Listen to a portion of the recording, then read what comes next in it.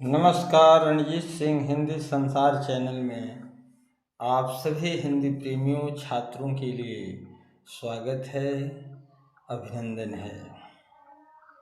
हिंदी साहित्य में जयशंकर प्रसाद का नाटक, जिस नाटक का नाम चंद्रगुप्त है, ऐतिहासिक धरातल पर लिखा हुआ यह नाटक हिंदी साहित्य के इतिहास में मील की पत्थर की तरह खड़ा है।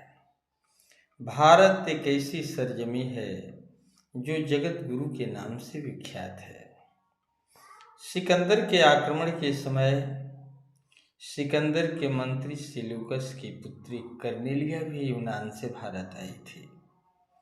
भारतीय संस्कृति सभ्यता में एक गुण है जो इस सरजमी पर आता है, इस संस्कृति से प्रभावित हो जाता है और यहाँ का होकर रहने लगता है।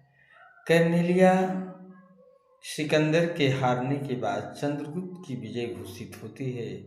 उस समय कर्नेलिया का प्रेम चंद्रगुप्त से होता है और भारत की धरती से यूनान जाना स्वीकार नहीं करती है। उसने भारत के सरजमी पर इस प्राकृतिक गुणगान में भारतीय संस्कृति को कैसे पिरोया है, जिसमें जयशंकर प्रसाद ने ऐतिहासिक तथ्यों में स्वदेश प्रेम भी भरा हुआ है।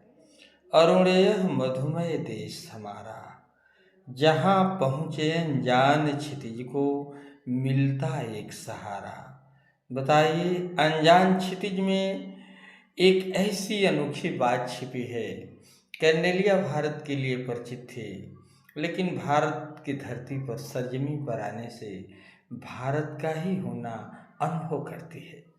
कहती है कि अरुणीय मधुमय देश, जहाँ पर लाल किरणें निकलती हैं, जहाँ पर हमेशा बसंत ऋतु के श्वास का अनुभव होता है, यह ऐसा भारत है। अरुणीय मधुमय देश हमारा, अब तो मैं भारत की हो गई, ये देश हमारा है। जहाँ पहुँच, अगर इस सरजमी पर कोई भी विदेशी आए, बहुत सारे विदेशी इतिहास में आए हैं, Deenbandhu Andrews, Shrimati Annie Besant जैसे महान लोगों, मदर टेरेसा जैसे महान लोगों ने इस सरजमी को अपनाया था। इसी तरह कर्नेलिया ने भी इस सरजमी को अपनाया है, जहाँ कुमकुम चंदन जैसे और समुद्र की लहरें किनारों से टकराती है।